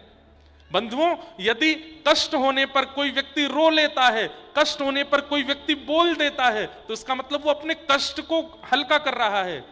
लेकिन कोई व्यक्ति रो नहीं रहा, बोल नहीं रहा, इसका मतलब वो कष्ट परिपूर्ण उसके चित्त में है, वो किसी को नहीं साझा कर रहा है। मेरी दृष्टि में इस विश्व में सबसे कठिन विरह यदि किसी ने सहा है तो वो श्री कृष्ण ने सहा है। हंसते हुए सहा है, बिना रोए सहा है, बिना बोले सहा है। ठाकुर जी रथ में आरूढ़ हो गए, सब ब्रजवासी अपलक नेत्रों से ठाकुर जी की ओर देख रहे हैं। तभी अक्रूर जी महाराज ने जाकर के यशोदा मैया से चर्चा की, और मैया से जाकर के कहा, मैया आपसे एक चर्चा करनी है। यशोदा मैया बोली, क्या चर्चा? बोले, मैं ये बात बताऊंगा तो हो सकता है आपको कुछ विचलित कर दे, पर यह जानना आपके लिए बहुत जरूरी है कि श्री कृष्ण आपके पुत्र नहीं है। श्री कृष्ण देवकी मैया के लाला है। और पूरी बात बताई, कैसे 11 वर्ष 56 दिन पहले अष्टमी की रात्रि को आपने लाली को जन्म दिया था। वसुदेव जी ने आकर के कंस से रक्षा करने के लिए बालक को आपके पास सुला दिया, और आपने सुना होगा कि कंस के दरबार में एक अष्टभुजी देवी प्रकट हुई थी। वो कोई और नहीं, आपकी पुत्री ही थी जो वहां जाकर के प्रकट हुई थी। उनके पुत्र आपके पास 11 वर्ष तक रहे हैं। तो मैया, ये बात मैं इसलिए बता रहा हूं कि आज कृष्ण मथुरा जा रहे हैं, कंस वध करेंगे, और कारागृह से जब अपनी वास्तविक मां को खोलेंगे तो वो मां कृष्ण को वापस आने नहीं देगी। आप उम्मीद में बहुत व्याकुल मत रहिएगा, अब कृष्ण वापस नहीं आएंगे, अब अपनी वास्तविक मैया के पास रहेंगे। अक्रूर जी ने ये बात यशोदा मैया को बताई, पर यशोदा मैया की स्थिति तो ऐसी हो गई, शरीर बिल्कुल ठंडा पड़ गया, हाथ पैर कांपने लगे, ना बोल पा रही हैं, ना रो पा रही हैं, श्वास जैसे रुक सी गई है। अक्रूर जी महाराज ने बाहर जाकर के 2 गोपियों से कहा, यशोदा मैया को संभालो। भीतर जाकर के वे सब हाथ मल रहे हैं, पैर मल रहे हैं। यशोदा मैया जैसे मानो स्मृति चली गई हो। एक क्षण 2 क्षण के लिए यशोदा मैया ऐसी हो गई, ये क्या बता करके गया है अक्रूर मुझे। भागवत जी में वर्णन आता है, गोपियां और यशोदा मैया कह रहे हैं, अरे इसका नाम अक्रूर किसने रखा? इससे बड़ा क्रूर कोई नहीं है जो हमारे प्राणों को हमसे दूर लेकर के जा रहा है। तभी यशोदा मैया को थोड़ी चेतना आई, रक्त संचार चलने लगा, श्वास चलने लगी, तो अपने भवन से निकल करके दौड़ी और रथ के पीछे दौड़ती हुई कह रही हैं, अरे लाला रुक, अरे कन्हैया रुक, नेक मुंह से बात करके जा। मैया की आवाज सुनते ही ठाकुर जी चलते रथ से कूद पड़े। यशोदा मैया को अंक में भर लिया। यशोदा मैया ने कान में जाकर के सीधे पहले एक बात कही, लाला तू देवकी को लाला है, तू मेरो लाला नहीं। ये बात सुनते ही ठाकुर जी की जो स्थिति हुई, उस स्थिति से यशोदा मैया को प्रमाण मिल गया कि अक्रूर ने गलत नहीं कहा है, सत्य है। एक मां के लिए कितनी वेदना की बात है, इतनी बड़ी अवस्था होने पर मां को पता चले कि बालक उसके नहीं, और वो भी कृष्ण जैसा बालक। ठाकुर जी के एक एक रों का स्पर्श करते हुए, सर्वांगीण अंग को छूते हुए यशोदा मैया ने जैसे ही चरण छुए, ठाकुर जी लेट गए। मैया ये मत करे, ये कहा कर रही है? बोले लाला मैं तो सब प्रार्थना कर रही हूं, दो बात मेरी माने को। अरे मैया अक्रूर झूठ बोल रहा, तू बाकी बात मत मान। बोले मैं जान गई हूं सत्य क्या है, बस मुंह को दो बात बता के जा, मैं किसी को नहीं पता चलने दूंगी, पर दो बातन को मुंह को वचन दे के जा। बोले क्या? पहली बात, आज के बाद कभी देवकी सो यो मत कहियो कि यशोदा ने मुंह को मारो, मुंह को बांधो, मेरे संग ऐसी ऐसी करी, मेरे पीछे छड़ी लेकर के भागी, मुंह को डांटो करती, मुंह को उखल से भरी धूप में बांध दियो, मेरी शिकायत मत करियो देवकी सो, नहीं तो जीवन भर देवकी मुंह को कोसती रहेगी। मैंने अपनो बालक सुरक्षा के काज भेजो और यशोदा ने अधिकार समझ करके ये सब कियो। लाला मैंने यहाँ मारी क्यों? क्योंकि मुंह को पतो ही नहीं कि तू देवकी को लाला है। और दूसरी बात, तू भले ही देवकी को लाला है, पर मेरे लिए तो जीवन पर्यंत तू ही मेरो लाला है, और कोई तेरो स्थान नहीं ले पाएगो लाला। अब ये यशोदा नंद भवन से बाहर कभी नहीं जाएगी, क्योंकि मेरे लाला ने ऐसी लीला नंद भवन में करी है, उन्हीं को चिंतन करके मैं वहीं जीवन व्यतीत करूंगी पूरा।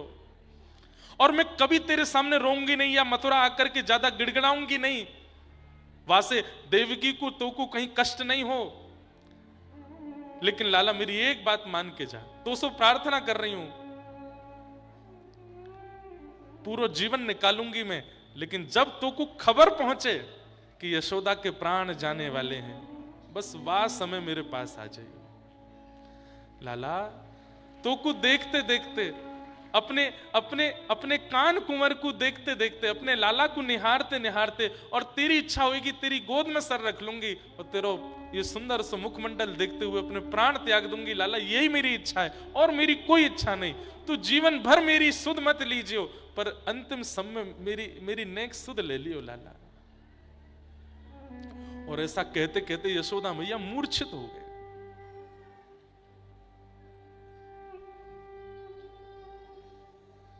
ठाकुर जी आकाश की ओर देखते हैं, 33 कोटि देवताओं को देख करके प्रार्थना कर रहे हैं, मुझे ब्रज से दूर मत करो।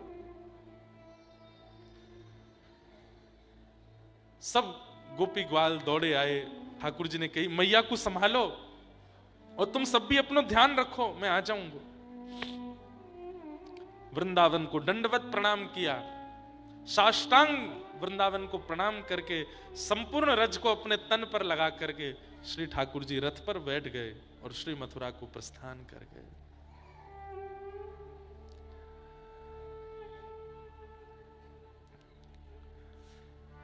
हमारे श्री परमानंद दास जी एक पद गाते हैं, व्रज के विरही लोग बेचारे, व्रज के विरही लोग बेचारे, बिन गोपाल ठगे से ठाणे, बिन गोपाल ठगे से ठाणे, अति दुर्बल तनहारे, अति दुर्बल व्रज के विरही लोग बेचारे, व्रज के। अरे कोई अंगूठी चुरा ले जाए, गले का हार ले जाए, फिर भी एक जीने की संभावना लगती है कि कोई बात नहीं जी लेंगे, पर कोई सब कुछ ही लेकर के चला गया हो, पत्नी भी ले गया, बच्चों को भी ले गया, घर भी ले गया, माता पिता भी ले गया, जीवन सर्वस्व ले गया, कुछ भी छोड़ करके नहीं गया, तो व्यक्ति ठगा सब ठाड़ा रहेगा। उसे यही सोचता है अब मैं करूं क्या, अब मेरे जीवन का अस्तित्व क्या है। ऐसी स्थिति ब्रजवासियों की हो गई है। हमारा प्राण है कृष्ण, चले गए। और ब्रजवासी तो पता है, ये आपस में चर्चा कर रहे थे, अरे अभी देखियो ये रथ नेक दूर जाएगो, कन्हैया जा ही नहीं पावेगो, दौड़ के आ जाएगो, हमारे बिना को मन ही नहीं लगेगो। लेकिन थोड़ी देर हो जाने पर जब ठाकुर जी नहीं आए तो दूसरे कहते हैं तू तो कह लाला आवेगो, वो तो आयो ही नहीं। तो उसको भी ऐसा लगता है मैंने तो कितने विश्वास से कहा था कि कन्हैया आ जाएगो, कहीं ऐसा तो नहीं कन्हैया ठग करके चलोगो हमारे संग। हाँ। मात यशोदा पंथ निहारे, मात यशोदा निरखत साज सवारे, निरखत साज सवारे।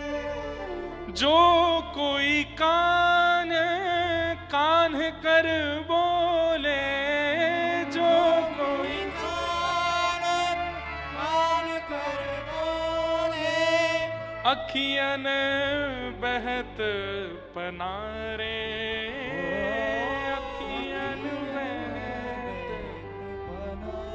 बनारे। ब्रज के बिरही लोग बेचारे, ब्रज के बिरही लोग बेचारे, ब्रज के बिरही लोग बेचारे, ब्रज के बिरही लोग। यह मथुरा कागज की रेखा न निकसे ते कारे, परमानंद स्वामी बिन ऐसे ज्यों चंदा बिन तारे। जैसे चंद्रमा के बिना तारे नहीं दिखते हैं, ऐसे अब कृष्ण के बिना हमारा अस्तित्व क्या है। चले गए श्याम सुंदर। अब प्रकट लीला में तो बंधुओं चले गए ठाकुर जी, पर अप्रकट लीला की भावना ऐसी है, वृंदावनम परित्यज्य पादमेकम न गच्छति। जैसे ही वृंदावन की सीमा पर रथ पहुंचा ठाकुर जी का, ठाकुर जी ने तुरंत अक्रूर जी का कंधा पकड़ा, बोले रोको रथ यहीं पर। ध्यान से सुनिएगा इस लीला को। अक्रूर जी बोले क्या बात है, यमुना स्नान करना है। अक्रूर जी के मन में एक संशय चल रहा था, ठाकुर जी को देख करके छोटा सा जरा सा बालक है, ये कंस को मार पाएगा। उस संशय का भी निवारण करना था ठाकुर जी को, और एक लीला भी करनी थी। तो ठाकुर जी ने क्या किया, यमुना जी के तट पर तुरंत रथ रुकवाया। जहां वृंदावन की सीमा खत्म होती है ठीक वहीं ठाकुर जी ने रथ रुकवा। आज भी है अक्रूर घाट वृंदावन में, बिल्कुल ज्यादा लोग वहां पहुंच नहीं पाते, जंगल के अंदर है अक्रूर घाट। तो वहां ठाकुर जी ने रथ रुकवाया, और रथ रुकवा करके ठाकुर जी बोले हम यमुना स्नान करने जा रहे हैं। यमुना स्नान करके ठाकुर जी लौट करके आए। अक्रूर जी महाराज बोले मेरी भी इच्छा हो रही है, मैं भी स्नान करूं। बोले जाओ। अक्रूर जी ने जैसे ही यमुना जी में गोता लगाया, भीतर जाकर के आंख खोल करके देखा, तो वही दो भुज श्री कृष्ण जो रथ पर बैठे हैं, वो सर्वांगीण अपनी मायाओं के साथ शंख चक्र गदा पद्म धारण करके शेष नाग पर पौड़े हुए यमुना जी के भीतर दर्शन दे रहे हैं। जब वही छवि चतुर्भुज रूप में भीतर देखी, अक्रूर जी घबराए, तुरंत निकल करके बाहर देखा तो वही ठाकुर जी दो भुज में खड़े हैं। पुनः भीतर जाकर के देखा तो वो छवि दिखाई नहीं दी। इस पूरे संदर्भ में लीला क्या हुई, बहुत ध्यान से सुनिएगा। ठाकुर जी ने दो रूप धारण किए। एक ठाकुर जी का ऐश्वर्य रूप है और एक ठाकुर जी का प्रेम स्वरूप है। कर्तुम अकर्तुम अन्यथा कर्तुम समर्थ ईश्वर। हमारे अंदर ऐश्वर्य और प्रेम एक साथ निवास करता है, पर ठाकुर जी हैं, वो चाहें तो दो रूप बना सकते हैं। तो ठाकुर जी ने अपने ऐश्वर्य रूप को यमुना जी में भेजा। जैसे ही अक्रूर जी ने उसका दर्शन किया, गोता अंदर लगाया, तो प्रेमी श्री कृष्ण रथ से उतर के चले गए और यमुना जी के भीतर दिखने वाले जो ऐश्वर्य कृष्ण थे, वे दो भुजा धारण करके रथ पर विराजमान हो गए। और मथुरा, द्वारिका, महाभारत आदि ये सारी लीलाएं ठाकुर जी के ऐश्वर्य रूप ने की है। प्रेमी स्वरूप ठाकुर जी का तो सदा वृंदावन में ही रहता है, वो वृंदावन छोड़ के कभी नहीं जाता। या फिर ऐसा कह लूं, बुद्धि और मन ये दो हमारे जीवन को चलाती हैं, ये दोनों एक नहीं होते, बहुत मुश्किल होती है जब ये दोनों एक हो जाएं। तो ठाकुर जी का जो मन है वो वापस वृंदावन को चला गया, और ठाकुर जी का जो पौरुष बुद्धि है वो आगे की लीला में है। इसलिए आप मथुरा लीला से द्वारिका लीला तक जब सुनेंगे तो ऐसा लगेगा ये वही कृष्ण है जो माखन चुराते थे, ये वही कृष्ण है जो रास करते थे, ये वही कृष्ण है जो यशोदा मैया के पीछे पीछे दौड़ते थे। ये अंतर क्यों लगने लगता है? अचानक से वही श्री कृष्ण इतने ऐश्वर्यवान कैसे हो जाते हैं? मुख से गीता का ज्ञान निर्झरित हो रहा है, सुदर्शन चक्र चल रहा है, गदा लेकर के ठाकुर जी दौड़ रहे। अच्छा, वृंदावन में ठाकुर जी ने किसी को सुदर्शन चक्र से नहीं मारा, किसी को गदा से नहीं मारा, सबको हाथ और पैरों से ही कृपा की सबके ऊपर। लेकिन मथुरा आते ही ठाकुर जी ने चतुर्भुज रूप धारण कर लिया, और चतुर्भुज रूप में पूरी लीला कर रहे हैं। इसका मतलब क्या है? वो ऐश्वर्य स्वरूप है ठाकुर जी का। वृंदावनम परित्यज्य पाद में कम न गच्छति। वृंदावन छोड़ करके ठाकुर जी एक पग भी कभी भार नहीं रखते हैं। ठाकुर जी मथुरा गए, प्रसंग बहुत सुंदर है, परंतु विरह का प्रसंग हमारे व्रज वाले ज्यादा कह नहीं पाते। हम तो कह भी लेते हैं पर व्रज वाले मना करते हैं, बोले ठाकुर जी वृंदावन से बाहर गए, ये बात ज्यादा कहनी नहीं मंच से। ठाकुर जी मथुरा गए, मथुरा जाकर के कुबल्या पीड़ हाथी का उद्धार किया, दर्जी का उद्धार किया, कुब्जा का उद्धार किया, मल्लों के साथ युद्ध करते हुए आसन पर विराजमान कंस को उठा करके पृथ्वी पर पटक दिया, कंस का वध कर दिया। बोलो कंस मर्दन भगवान की। कारागृह में जाकर के मैया देवकी को मुक्त किया। देवकी मैया हृदय से लगा करके लाला से कहती है, अब मोह छोड़ के मत जाइयो। ठाकुर जी बोले कहीं ना जाऊंगा मैया, तेरे संग ही रहूंगा। ठाकुर जी ने इच्छा प्रकट करते हुए वसुदेव जी से कहा, अब मुकु पढ़वे जानो है। और श्री वसुदेव जी ने कुछ दिनों बाद ठाकुर जी को सांदीपनी उपाध्याय जी के यहाँ पर पढ़ने के लिए भेजा, और अवंतिकापुरी यानी कि उज्जैन में आकर के ठाकुर जी ने सांदीपनी उपाध्याय जी से अध्ययन किया। वहीं ठाकुर जी को सुदामा नाम के मित्र की प्राप्ति हुई। इतनी सुंदर कथा है कि सुदामा जी से मैत्री कैसे हुई ठाकुर जी की। सुदामा जी ने देखा ये लाला कन्हैया कोने में बैठो रहे, कछु बोले नहीं चाले नहीं, पूरे दिन खिड़की से बाहर देखते रहे। इतने ठाकुर जी व्याकुल चित्त में रहते थे, केवल अपना पढ़ाई करना, भोजन करना और कोने में बैठे बैठे व्रज को याद करना। तब सुदामा जी के चित्त में आई और सुदामा जी ने जाके धीरे धीरे ठाकुर जी को खोलना शुरू किया। लाला तू काय को इतने विरह में रहे, कहा बात है? तब ठाकुर जी ने सब बात बताई। मैंने यशोदा मैया के संग ठीक नहीं कियो, उनको छोड़ के आएगो, मैं ब्रजवासी को छोड़ के आएगो, मैं मधुमंगल श्रीदामा सबको छोड़ के आए गयो। तो सुदामा जी को लगा कि ये इतने रो रहे हैं, इनको सुख कैसे दूं। तो सुदामा जी एक एक व्यक्ति के बारे में पूछते, अच्छा मधुमंगल कैसो है? तब ठाकुर जी कहें, ऐसी टेढ़ी सी चाल चले, ऐसी धोती पहने, ऐसी बगलबंदी पहने, ऐसे सिर पर पटका बांधे और ऐसे बोल बोले, वाको स्वर ऐसो है। तो श्री सुदामा जी मधुमंगल की जैसी धोती बगलबंदी पाग पहन के और उसके स्वर में बोलते हुए कन्हैया के पास, कन्हैया। ठाकुर जी कान खड़े हो जाते हैं, मधुमंगल, अरे मेरो मधुमंगल आयो। बाहर आकर के देखते हैं तो श्री सुदामा जी मधुमंगल बने हैं। ठाकुर जी से कहें, आज मुकु सुदामा मत माने, आज मुकु मधुमंगल मान के मेरे संग लीला कर। तो ठाकुर जी को इतना सुख मिलता, ब्रज के वियोग में व्रज का अनुभव सुदामा जी ने कराया, इसलिए ठाकुर जी ने उनको अपने हृदय का सबसे प्रिय सखा बनाया। क्या समझ में आई बात? कभी कभी ठाकुर जी के आगे आप इंद्रेश बन के ही मत रहो, ठाकुर जी के आगे जो हो वैसे ही मत रहो। ठाकुर जी के जो सखा हैं, कभी कभी उन सखाओं का भाव अपने चित्त में, कभी किसी गोपी का भाव अपने चित्त में, कभी ठाकुर जी के प्रियजनों का भाव, सूरदास जी का भाव, कुम्भनदास जी का भाव, ऐसे भाव लेकर के ठाकुर जी के सामने बैठो, ताकि ठाकुर जी को उनकी स्मृति होती हो तो वो आपके अभिनय से पूर्ण हो जाए। अरे सच्ची घटना है, गुजरात में एक मंच पर अभिनय करने वाला नरसिंह मेहता का अभिनय कर रहा था। नरसिंह मेहता जैसे कपड़े, नरसिंह मेहता जैसा एक तारा करताल हाथ में लेके तिलक स्वरूप लगा करके मंच पर आता था और जैसे नरसिंह मेहता गाते थे ठाकुर जी के विरह में, ऐसे ही वो गाने लगा। वो तो अभिनय कर रहा था, पैसे ले रहा है नरसिंह मेहता का रोल करने के लिए, लेकिन इतने भाव से पुकारा ठाकुर जी को, इतने भाव से पुकारा। आज अपना अभिनय पूर्ण करके अपने पैसे लेकर के जल्दी में था, पत्नी ने कहा था जल्दी आ जाना, तो वस्त्र उतारना भूल गया, उन्हीं वस्त्रों में घर जा रहा था। तभी वो क्या देखता है, छम छम छम छम छम पीछे से आवाज आ रही है, चंदन की सुगंधी आ रही है, दिव्य तेज आ रहा है। उसने कहा कहीं भूत प्रेत तो मेरे पीछे नहीं पड़ गए।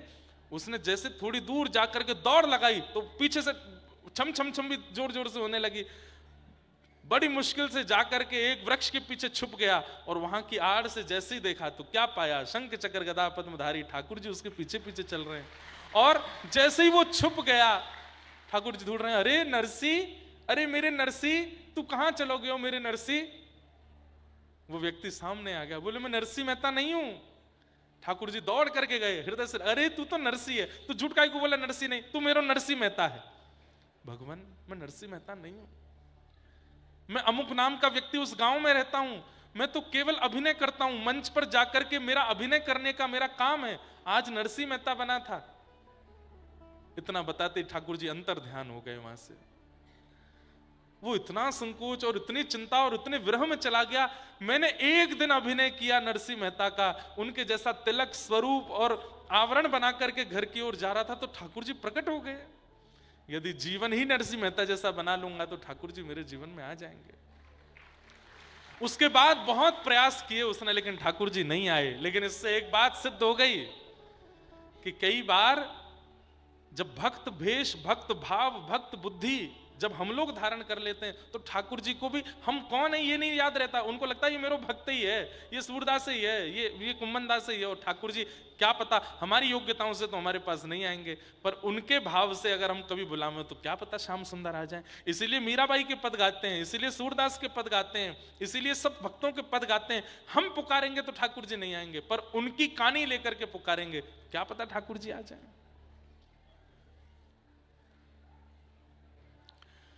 तो श्री सुदामा जी इतने प्रिय मित्र क्यों हैं ठाकुर जी के? क्योंकि सब सखाओं का अभिनय करके ठाकुर जी को सुख देते हैं।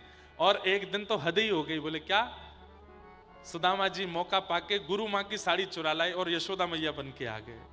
ठाकुर जी तो इतने रोए उस दिन मैया से गले लग के, अरे मेरी मैया आ गई, मेरी मैया।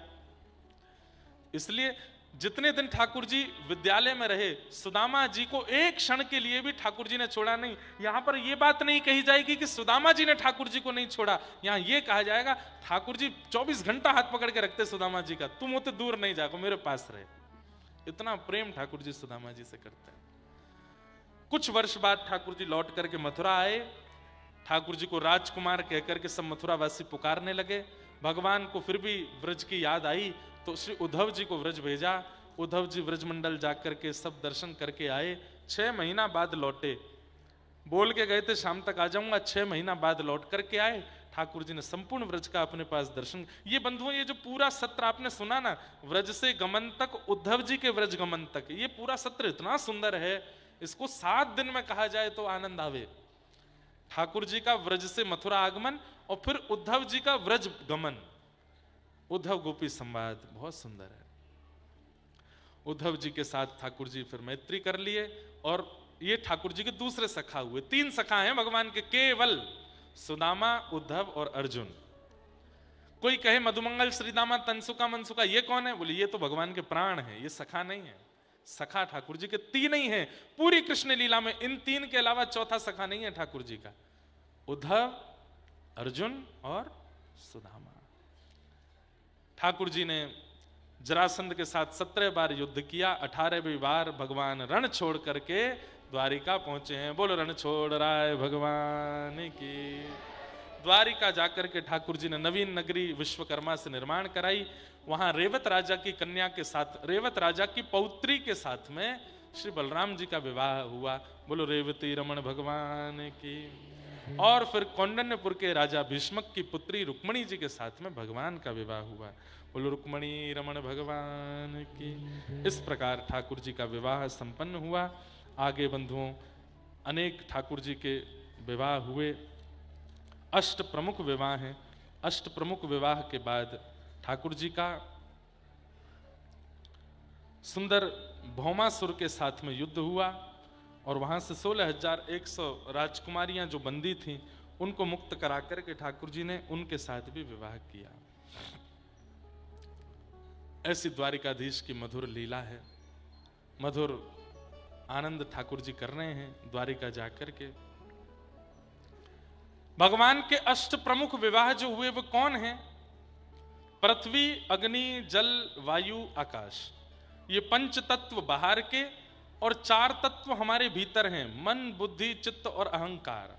उसमें से चित्त तत्व जो है वो भगवान स्वयं ही हैं, इसलिए उनको हटा दिया जाए तो भीतर के 3 तत्व, बाहर के 5 तत्व, हमारे बाहर 5 तत्व हैं, भीतर 3 तत्व हैं। इन्हीं 8 से ठाकुर जी का विवाह हुआ। पृथ्वी, जल, अग्नि, वायु, आकाश, मन, बुद्धि और अहंकार, ये भगवान की अष्ट पटरानियां हैं। अब इसमें थल स्वरूप यानी कि पृथ्वी का स्वरूप किसका है? श्री सत्यभामा जी का। इसलिए कथा आती है कि भौमासुर का वध करने के लिए जब भगवान जा रहे थे तो सत्यभामा को संग लेके गए। क्यों? वो भूमि का ही बेटा है।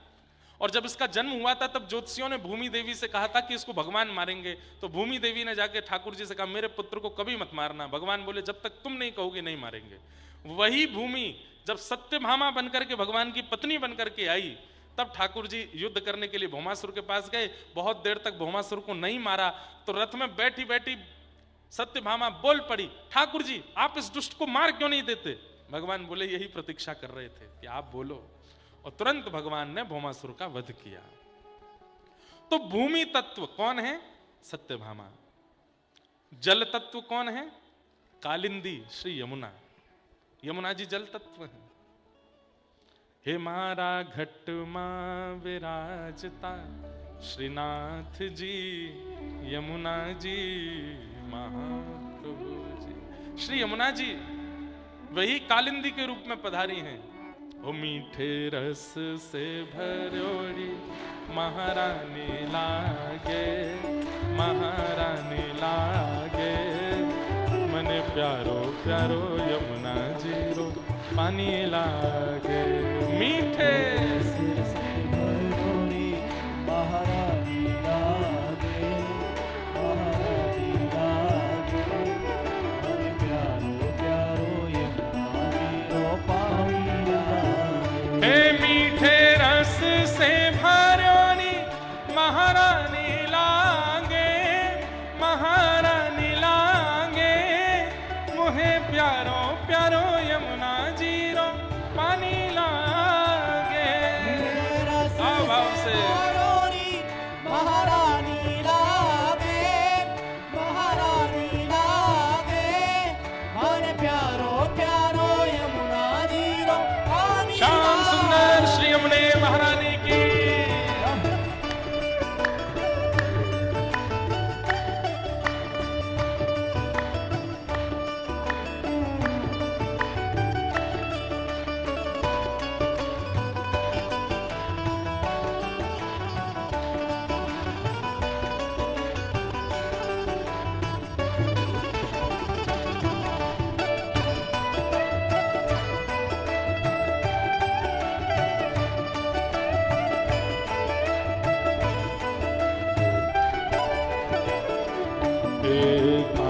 नित मुरली में तेरे सुमिरे बारंबार, कान्हा नित मुरली में तेरे सुमिरे बारंबार। हे कान्हा नित मुरली में तेरे सुमिरे बारंबार, कान्हा नित मुरली में तेरे सुमिरे बारंबार। हाँ कोटिक रूप धरे मनमोहन तो न पावे पार, कोटिक रूप धरे मनमोहन तो न पावे पार।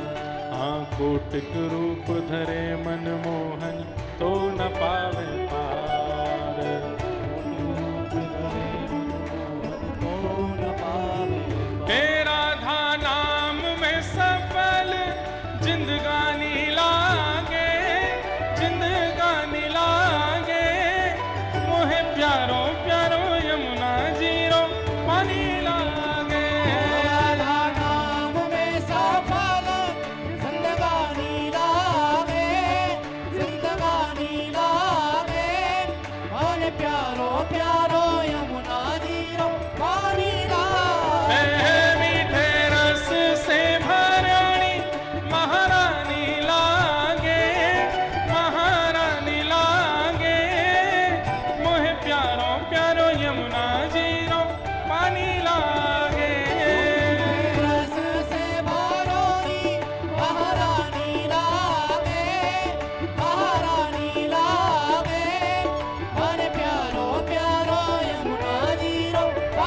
बोल वृषभानु दुलारी की।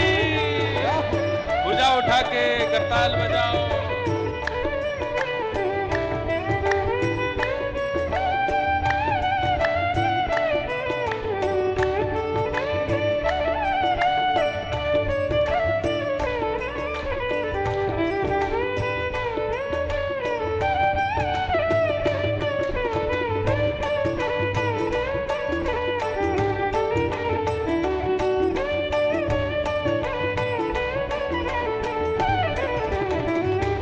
बोल वृषभानु के जमाई की।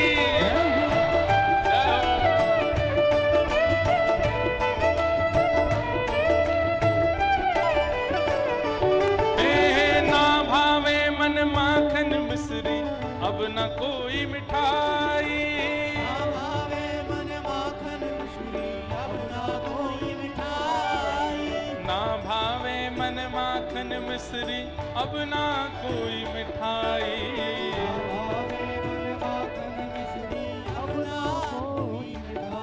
हे मारी जी बढ़िया ने भावे राधा नाम मलाई। मारी जी बढ़िया ने भावे राधा नाम मलाई। हाँ मारी जी बढ़िया ने भावे राधा नाम मलाई। हरी जी बढ़िया ने भावे राधा नाम मलाई। राधा ओ राधा हे राधा आ राधा हे राधा नाम में सफल जिंदगानी लागे। जिंदगानी लागे मन प्यारो प्यारो यमुना जीरो पानी लागे। राधा नाम में सफल जिंदगानी लागे। जिंदगानी लागे मन प्यारो प्यारो यमुना जीरो पानी लागे। हे विश्वभानु की लेली तो गुणधानी लागे।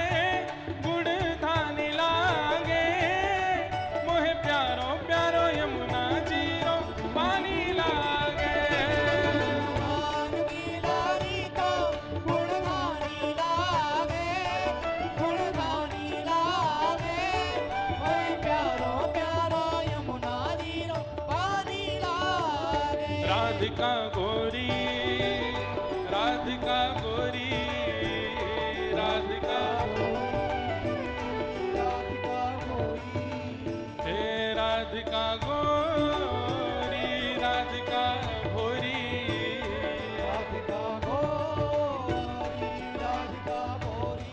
ओ ब्रज में हाँ ब्रज में ओ ब्रज में रतन राधिका गोरी। ब्रज में रतन राधिका ब्रज में रतन राधिका गोरी। ब्रज में रतन राधिका गोरी। हे राधिका गोरी राधिका भोरी। राधिका गोरी हे राधिका गोरी राधिका भोरी।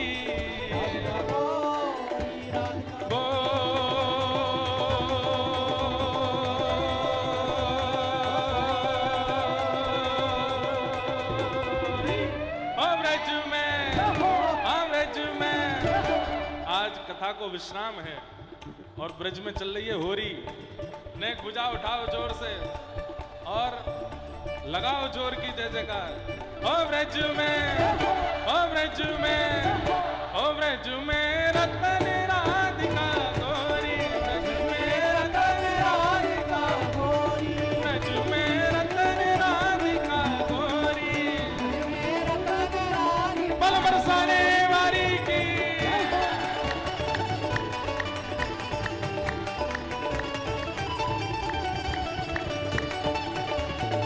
होरी के रसिया की पूछरी के लौटा की। प्यारे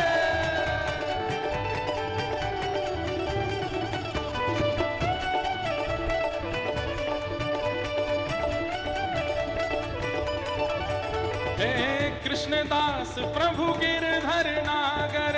कृष्णदास प्रभु गिरधर नागर। कृष्णदास प्रभु गिरधर नागर। कृष्णदास प्रभु गिरधर हे नागर। प्रभु गिरधर नागर।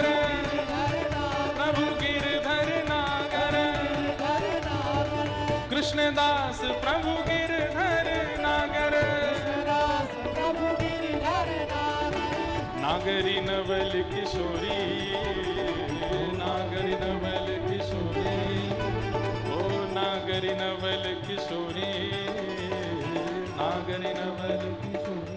ओ व्रज में, ओ व्रज में, अरे पूरे उत्साह में रहो भैया, नैमिषारण्य वालों, ये व्रज को स्वभाव आनो चाहिए। ओ व्रज में, ओ व्रज में, ओ व्रज में रतन राधिका गौरी, व्रज में रतन राधिका गोरी, व्रज में रतन राधिका गौरी, रतन राधिका गोरी, हे राधिका गौरी, राधिका भोरी, राधिका गौरी, हे राधिका गौरी, राधिका भोरी, राधिका गोरी, राधिका गो,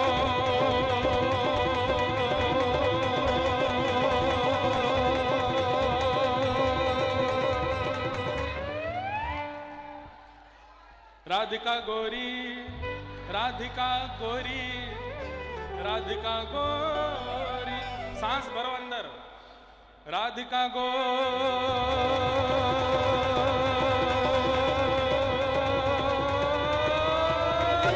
ओ व्रज में, ओ व्रज में, ओ व्रज में रतन राधिका गौरी, व्रज में रतन राधिका हे व्रज में। मुश्किल कार्य बल से नहीं, बुद्धि से पूर्ण होते हैं।